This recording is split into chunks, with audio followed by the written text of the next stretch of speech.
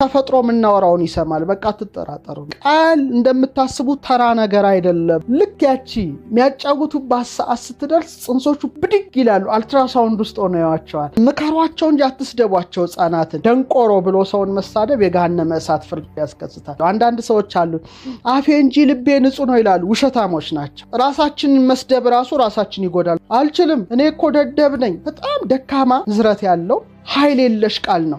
ድምጽ እርግብግብታው ከክፍት አየር በበለጠ 4 እጥፍ በውሃ ውስጥ ይጓዛል። ኢቭን ክፉን ቃል መስማትም በሽተኛ ነው የሚያደርገው። መንፈሰ ጽርፈት የሚባል አንድ ክፉ መንፈስ አለ የሚያሳድብ ሰው። ሽንት ቤቱ የሚሸተው ከውስጡ ያለውን ነው እንጂ ከላይማ እብነበረድ ነው። እንደ ሀገር ለምን የተቸገር ነው?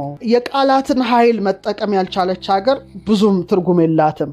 በዚህ ቃል ምክንያት ሀገር ትደህያለች። ፋብሪካ ቢሰራ ምን ብትለው አይደለም። የሚያልፍ ውሃ አይውሰድ የሚሞት ሽማግሌ ያርገም ይባላል። ሽማግሌዎችም ግድ የለም መረቃችሁን ሙቱ። እወድሻለሁ ሀገሬ፣ ያከብርሻለሁ